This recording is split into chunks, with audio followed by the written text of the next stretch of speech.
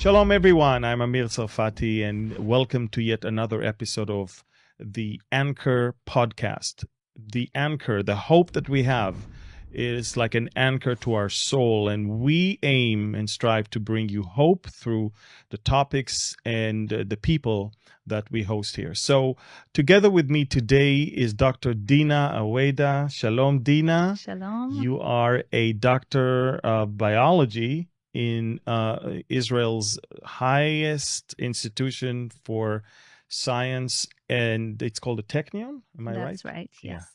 Yeah. And you happen to be also the daughter of our pastor, our beloved pastor here in Haifa in Bet Eliyahu. But you are one of the most passionate people in the country when it comes to pro-life and the battle to educate people on the sanctity of life and the danger of abortion. Yes, I would say, I don't know if I'm the most expert here in the country, but it is something that's been on my heart from a very young age. And I'm sure you have some story here. I do. So tell us about that story. Yes, so I was born in Norway in 1991. So your mom is Norwegian. My mom is Norwegian. Your my father dad Israeli. Israeli. They were both students in Oslo. They had just gotten married not long before they discovered that they were pregnant. So an unplanned pregnancy.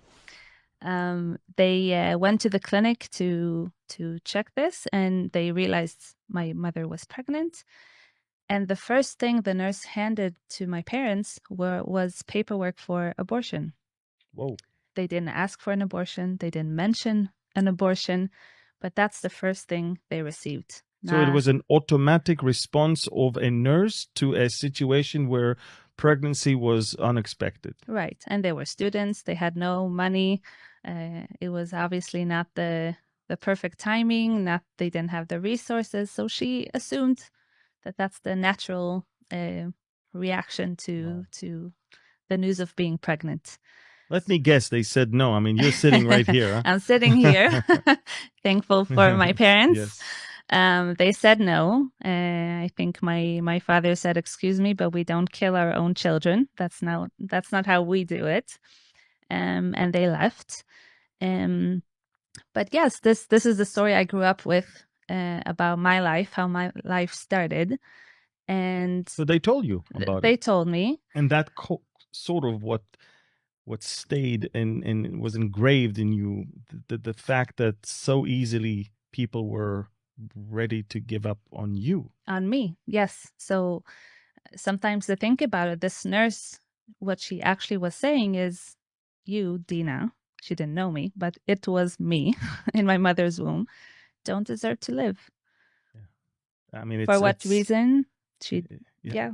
I mean, I wonder if if she could have felt the same way telling friends of hers about an animal that they own. I mean, I think that in our age and era, people find it tougher to put to sleep an animal than to abort a baby. Yes. I think the value of life has decreased so much that unborn babies are, in the eyes of many today in our culture, are really worth nothing.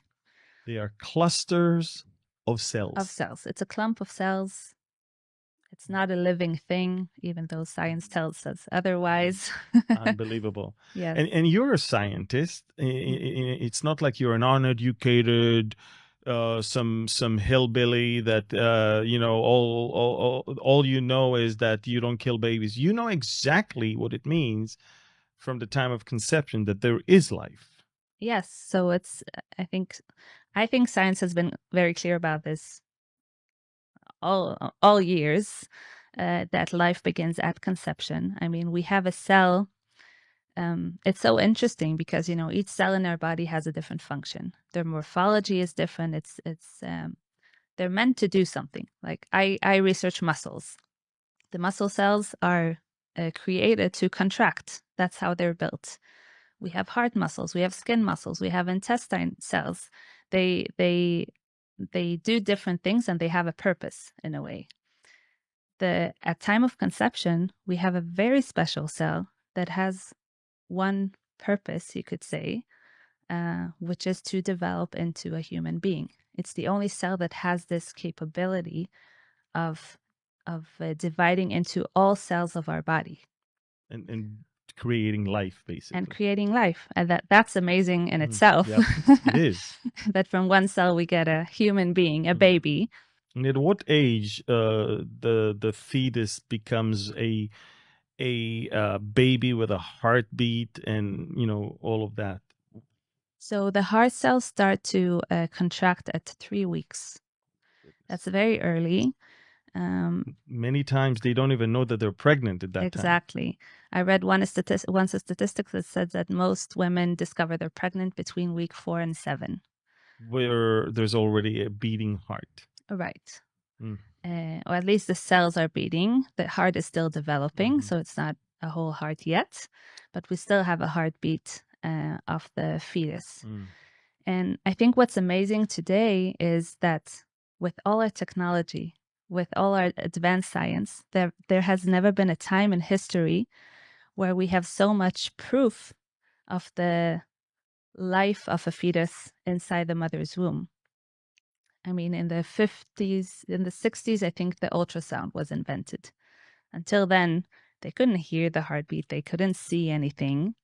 But today we have so much evidence of the humanity of the fetus that it moves and it sucks its thumb and it can recognize its mother's voice. And there's so much we know, and we can do even surgeries on babies while they're inside the womb. We can save their lives while they're inside the womb. But at the same time, there's this growing conception that it's a clump of cells and it's not worth anything. And isn't it interesting? You can take a couple that is really excited about a baby, and they will say, we're expecting a baby. Right. And then you can take a couple that this pregnancy is not exactly what they're excited about, and they will call the exact same thing a lump or a cluster of cells. Right. And it's in the eyes of the beholder, but it has nothing to do with facts. It has to do with how they feel about that. Right. So that begs a really deep question of does our worth come from our being as human beings, or does it come from the circumstances in the life we're born into? So is there like a moral debate today about abortions? I think that it has sort of disappeared. I would say years ago, and not that long ago, you could sit two people with different opinions and they would have a real discussion about whether abortion is a moral thing to do or not. And you would have pros and cons for each side of the debate. Today, from what I see, especially the younger generation, is that it's not a debate anymore. Like there's no question whether abortion is moral or not. It is, and it's become a human right, a woman's right. Yeah, it's interesting because the semantics are the way that the enemy is trying to cheapen life of the unborn. I mean, I'm thinking about the pro-lifers and the pro-choicers.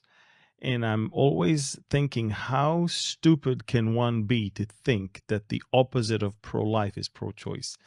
I mean, grammatically, it's wrong. I mean, in the literal sense, the opposite of pro-life is pro-death. Yes. And if there's something that we know that you have to do in order to keep the baby alive is choice, make a choice. Right. So to be pro-life is to be pro-choice, is to choose life. And by the way, God said to Moses all the way in Deuteronomy 30, choose life. I put before you death and life. And then he says, choose life. Right. So it's a choice, isn't it? It is a choice. I usually don't call, I call them pro-abortion, not pro-choice, because each one of us has a choice. Exactly. The difference is the choice we're making. Exactly. And so, we're coming around the season of the U.S. elections, and And there's of course the Republicans that predominantly are against abortion, and there are Democrats that predominantly are pro. But then there's the independents, and I found it very interesting that on the financial side and in the economy, they are leaning towards the Republicans. But when it comes to abortion, God forbid, it is something that they want to continue and keep on going. It seems like it is bigger than we can even imagine. The will of people to hold on to that option of eliminating life of the unborn, yet not having to feel guilty about it because it's legal. Right. I think first of all, it's important to say that having a baby is not easy. So we do have a choice. It doesn't make it, even though we believe there's a right choice, which is life, it doesn't necessarily make it an easy choice. Raising a baby, the finances. I know from my parents, they had to sacrifice a lot to have me. But also making the baby is a choice. That's also a choice. So that's what I always say about my body, my choice. That is true, but you also have a choice regarding your body before the baby comes. Exactly. And nobody talks about that. Exactly. And I think that we have to acknowledge that pregnancy can be hard. Having a baby can be hard. Therefore, I'm all for talking about against abortions, but also I think we should create a society where it's safe to have babies, where the choice wouldn't be that hard. So how do we as a community help the people around us who might need financial help right now so they could have their baby? So it's not just talking about the idea, but practically helping these people. Or if they can't keep the baby, have an alternative for them and yet still keep the baby alive. Right, like adoption. Exactly. Today, people don't even talk about adoption. It's either abort the baby or keep it. But we do have the option of adoption where you don't have to kill the baby. You can give him the life he deserves as a human being. And it would be with someone else that can love him better, who can give him what he needs. But I would say generally, I feel like this generation is a bit about having a comfortable life. Having a baby is difficult. Having difficult conversation is difficult. People don't even like to discuss things with people who don't agree with them. We also see that. So I think there's this trend of anything that could make my life harder, maybe I can eliminate that. So I can be in my comfort zone, what I'm good with, but what I like, what makes me happy. And we sort of want to take away hardships and challenges and struggles we have in our lives. So I believe that's part of why abortion has become so normal. So again, it's not even a discussion of whether it's moral or not. It's an option. Worst case, I abort the baby. You're an activist when it comes to, working with organizations in Israel that are pro-life and writing as often as you can online about this topic. I would like to read to you and one of the most courageous speeches in history was given by a 4'11" in a Catholic nun at the National Prayer Breakfast in 1994. Bill Clinton was the president, full-blown Democrat, full-blown pro-abortion. The speaker was Mother Teresa, and to her right was the Clintons, to her left were the Gores. And I want to sound what she said, okay? It is really a war against the child, a direct killing of the innocent child, murder by the mother herself. And if we accept that the mother can kill even her own child, how can we tell other people not to kill one another? How do we persuade a woman not to have an abortion? As always, we must pursue her with love, and we remind ourselves that love means to be willing to give until it hurts. By abortion, the mother does not learn to love, but kills even her own child to solve her problems.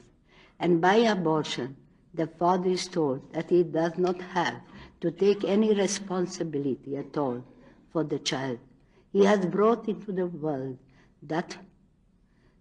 So that father is likely to put other women into the same trouble. So abortion just leads to more abortion. Any country that accepts abortion is not teaching its people to love one another, but to use any violence to get what they want. This is why the greatest destroyer of love and peace is abortion. So, as Mother Teresa said in 1994, we need to help the mother reach that decision. Yes. And find out that love sometimes hurts, but it is by far the most important thing. Yes, definitely. And I think that's what's missing from some believers who talk about abortion, because they only talk about the act and that it's evil, that it's wrong. But then we're not, as believers, I think we're not here just to talk. Let's help, let's support the people around us. And I think that's a very important role of the community, of the churches, that we can also be a light in this darkness and not just speak against it.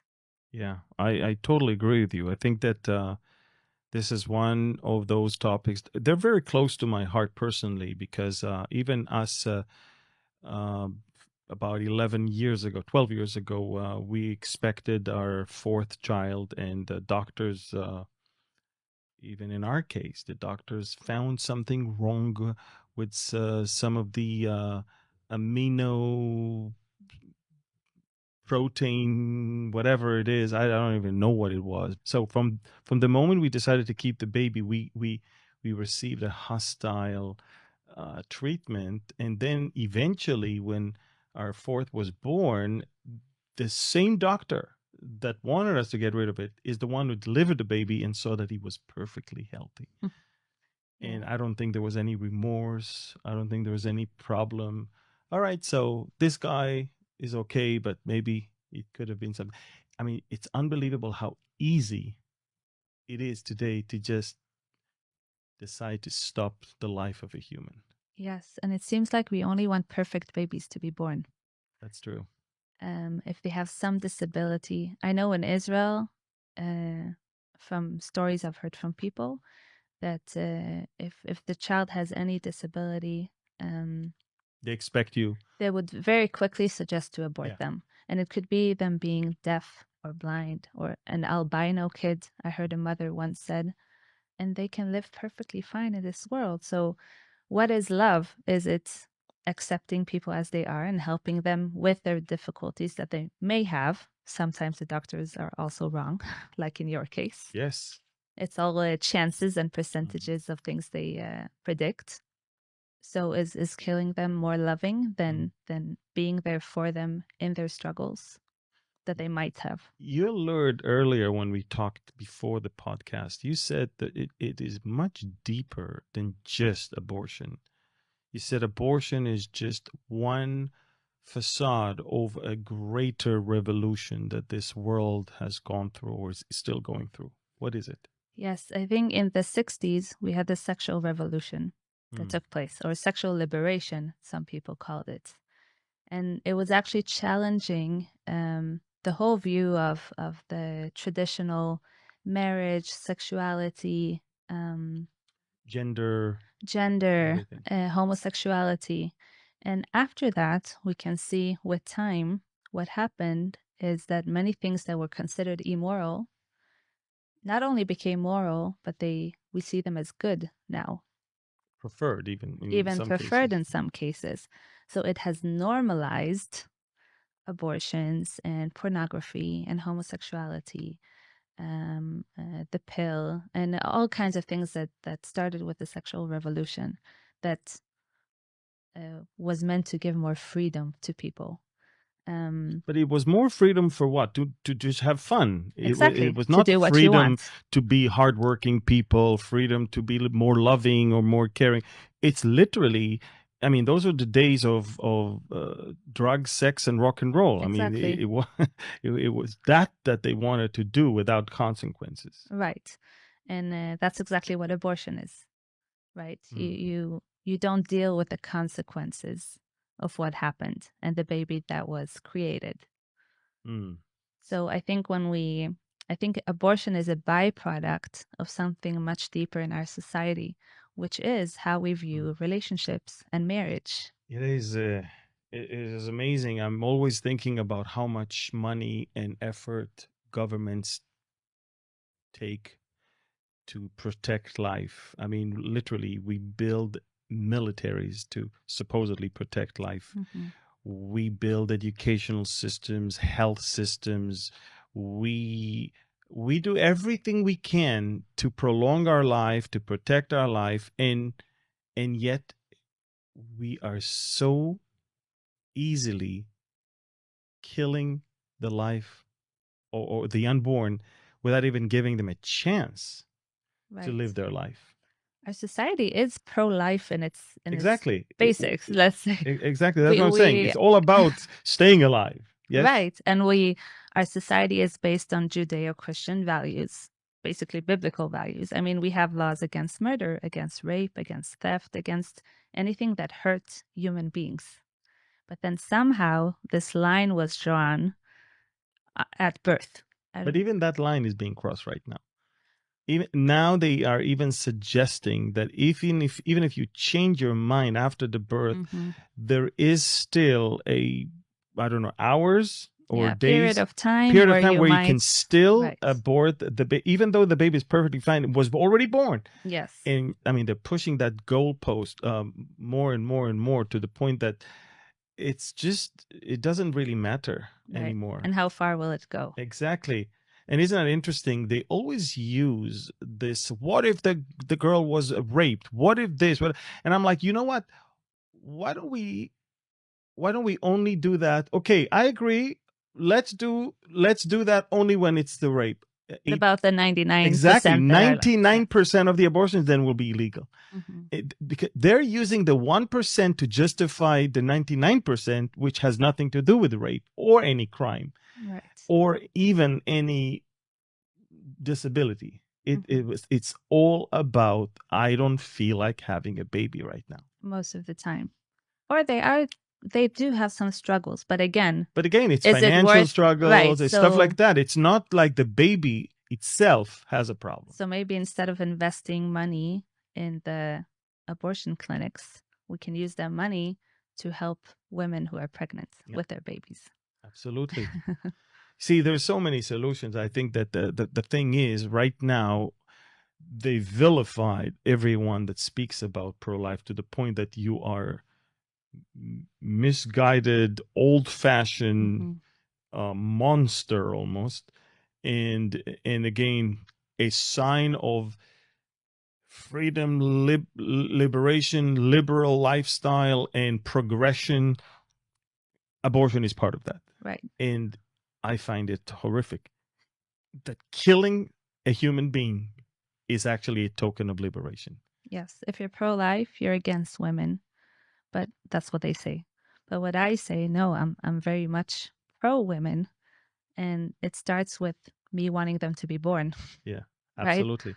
Right? Our women's right doesn't start when we're 18. They start at the time of conception. Exactly. 50% of all the abortions are women, are girls. Yeah. And I think it's very diabolic to call killing something that makes you feel good and give you better life. This is by itself diabolic. I mean, if killing just for the sake of feeling better and having easier life, that's satanic. Literally satanic. Abortions have been so normalized that I do believe that there are women, there are people who truly believe it's not wrong. They've been so brainwashed into this. I think most of them nowadays think it's not wrong. They honestly believe it's not wrong. But I find it hard to believe any woman who has been through an abortion, if she really thinks about what happened, I find it hard to believe that it doesn't do something that she can really feel 100% okay with that. Actually, a few years ago, I met a guy. He was in his 40s, 50s. And he told me that when he was young, his girlfriend got pregnant. He wasn't a believer back then. They had an abortion. And he said, today, 20, 30 years later, I am crying over my son or daughter that I lost. I didn't realize it back then, but today Because I know. when you have the Holy Spirit, then you have the Spirit of God in you, and the value of life now is just exploding in you. Because that's the heart of God. Yeah. God told us choose life. Right. God, demands payment for anyone that is killing. I mean, in other words, killing is such a bad thing. And it's very interesting because even when God told the Israelites to get rid of specific people, it was because they were killing. It was because they were worshiping gods that demanded human sacrifices. And so it's I'm thinking, here we are, it's 2024, and it seems like if I was God and I had to judge the world for one of the most important things that would be in the top of the list is for the shedding of so much innocent blood. I think it's one of the greatest tragedies of Exactly. of today's culture. Yeah. And I'm looking at least in the case of Jeremiah the prophet, where he acknowledged in the first chapter that God actually anointed him and blessed him and called him to be a prophet while he was still in his mother's womb. Right. That tells you that while a baby is in his mother's womb, God already has a plan for him. God already has a whole book of life for him. And so also in Psalm 139, it talks about how fearfully and wonderfully He knitted David in his womb. Exactly. We were made fearfully and wonderfully in the womb, and it's not wrongfully, and it's fearfully and wonderfully. It's amazing. And I think even doctors, when they go through medical school, they're amazed at this human machine, at how everything is made there. And anyway, I want to encourage you to continue Thank you. what you're doing. If you guys don't know, but Dina writes from time to time online. You write some posts on what platforms are you active on? I have an Facebook and Instagram account. I also write on faith. We'll see, but I also have some pro-life posts here. So we're gonna give you Dina's details of her Facebook page and on her Instagram, and we encourage you to follow her, but not just to follow her, but also to share the content that she is writing on. You write in English mostly, no? Yes. So it's very easy. Take that and just share it with people. You will be blessed, and many others that you share it with will be blessed as well. So Dina, it was an honor to host you here with me today. I think it's one of the most important topics that one could talk about. I would like to have you again here whenever you can to talk about other things that you're very passionate about, such as the authority of scriptures and other things. But until then, I want to thank you for being here. It was a pleasure being here. Thank you. And for all of you, I want to thank you for listening and watching this podcast. Again, the Anchor podcast, the faith and the hope that we have, that is an anchor to our soul. And I hope that you received hope from what we talked about, and also wisdom, not only for yourself, but to share it with a lot of people that are struggling with this type of dilemma. Should we keep the baby or not? Let's have the heart of God, based on the word of God and the way God values life and views life. And I'm sure that you will. I don't think anyone can ever regret for keeping his baby, If anything, you will probably regret for not doing that. God wants you to live. He wants your children to live. In fact, one of the tokens in the Bible of being blessed is, may you see the children of your children. U're'eh banim levanecha in Hebrew, we say, that's a token of blessing, which means be fruitful, multiply, and don't kill your babies. Actually see them alive and growing.